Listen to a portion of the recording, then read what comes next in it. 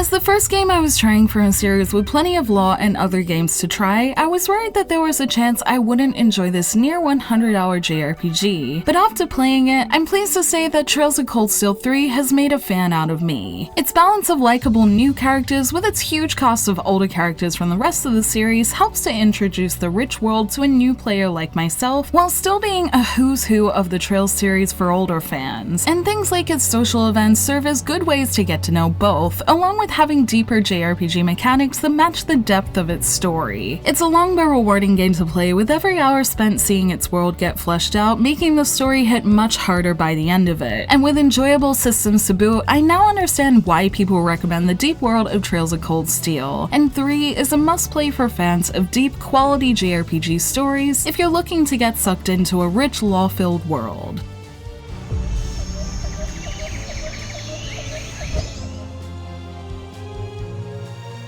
Trails of Cold Steel 3 follows the continuation of protagonist Rainswazer's story, with the beginning of 3 seeing him start as a teacher for the Thor's military academy that he once attended. He's not teaching at the exact same campus that he once went to though, rather he's at the Branch campus, an offshoot of Thor's, for students and faculty who have been deemed more problematic than others. And it's from these underdogs that Rean is given the task of developing the new Special Ops group Class 7, just like the one Rean was in during his school days. The story sees Rean and the new class discover many secrets of Erebonia as they work to try and keep the peace amid all the secret societies trying to disrupt it. And in a world carrying deep politics that have been developed over its many games, the series' new and old characters come together plenty of times throughout the story to create a world with many threads that tie together to make its story feel as complex as the evolving and changing world. I mentioned that the Trails series has many games, but this third entry in the Cold Steel portion was actually my first venture into the series, and if you haven't seen my other videos that mention my experience trying Trails, I was initially worried how I'd fare with this one because the Trails series is known for its big world and overarching story, and a lot of fans stand by the fact that you can't play this one without going back in the series. In the case of Cold Steel 3, while as any series you jump into the middle of, there were references I didn't understand here and there, and things that probably didn't hit as hard as they may have if I'd tried more of this series, the clear character and world growth that happened over my 88-hour playthrough makes it easy enough to connect to the story, and I think any kind of player could connect with it as long as you're willing to keep with it until the end. While things do take a while to happen, with each chapter having a potential to go well beyond 20 hours if you want it to, the moments big and small are what makes everything hit so hard by the end of the game, and whether you're playing 3 for the first time like I was, or you've played the rest of the games, it's easy to see that this is a game ready to reward you for every hour you put into it, with every part of it gradually growing and changing throughout. And by the end of it, it had me completely sucked in, yelling at my TV about the ending and needing to see the rest of the story. And that was something I really didn't expect to be feeling when I started. If you're still worried about being up to speed as a new fan, the game's bonding events are also like little story episodes that are good for getting to understand relationship dynamics better, along with the backstory feature that is a great reference if new players find themselves unclear on certain plot points coming in from previous games, with the only downside being that both the game and this feature are not shy on spoilers if you do plan to go back in the series. But for me, I didn't care about being spoiled, as everything I learned both about 3 and its other games helped make this one even better. And it did its job as a good story in getting me more and more invested in the story right until the credits rolled. So much so that it's made a fan out of me, and I'd definitely love to go back and experience more Trails, as I'm really surprised at how much its story hit me.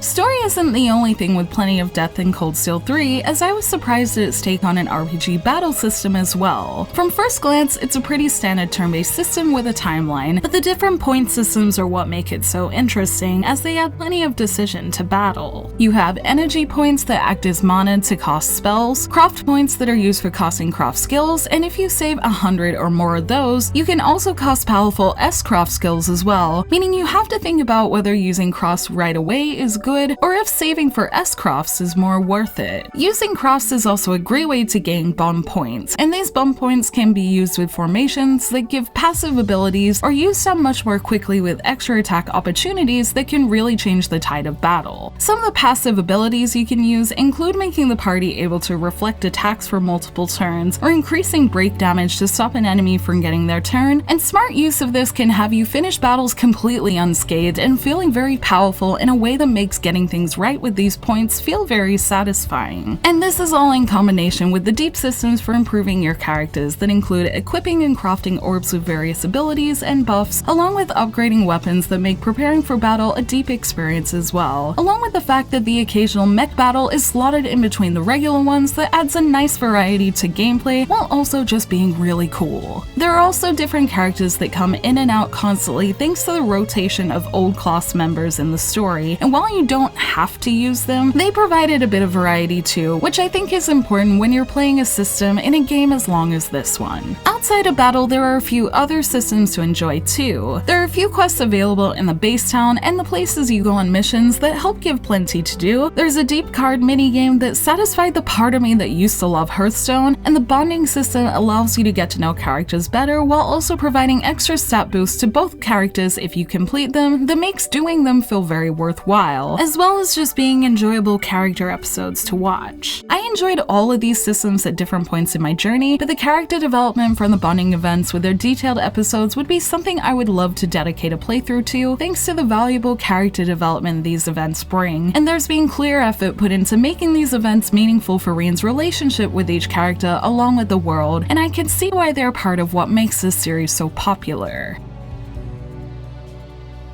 My playthrough of Trails of Cold Steel 3 showed me the depth people love this series for, and with deep character and world development in its story and extra events along the way, there's still plenty to be gained from the world if you really look around. NPCs do well at showing how certain events are impacting people's lives, and there are books to be found around the world that give all the extra detail anyone could ever want, with these books being multiple pages long that it would actually require a bit of time to read them all. Its depth and lore will stand the test of time for anyone who wants to get into it later, with the only true criticism I could think of from my playthrough is that I wish the visuals of the game were just a little better. Don't get me wrong, the character models look beautiful and the world looks good enough too, but with it being a game originally released in Japan in 2017, it's missing the extra sparkle and shine visuals get in other games these days. And while certain things like its high quality anime pictures and music are great, it would be great if the 3D visual matched that quality as well. It's unlikely to get fixed in the next entry since that's already out in Japan, but I thought I'd mention it anyway since if the Trails series goes beyond Cold Steel, I would love to see a more beautiful looking Trails game, maybe with animated cutscenes or even 3D ones, as it's one of the things that I think could really perfect this game. I had other critiques during my playthrough as well, although these are things I got over and don't really feel so much now. At different points in the game, I had issues with pacing, feeling slow with some cutscenes taking over half an hour long, and lacking a chance to save that probably would have been useful as I had to put my PS4 in rest mode a lot when playing. I also wished bonding events appeared more often for a bit, but I can easily fix that in New Game Plus, and I saw a few frame rate drops here and there, but for a game that usually runs at a smooth 60 frames per second, I could get used to that as well. Its world building is so deep it can honestly get away with a lot, but I hope the next entry sees just a little bit more polish. This one did a great job everywhere else, from story to script and gameplay, and the next one would be pretty good at the same quality level as this one, but it would be nice to eventually see this series polished in a couple of areas to make it comparable to other current gen games. But thinking of it as a game from 2017, it's great, and since the main reason people play it is for the story, I don't think this will be an issue with most people.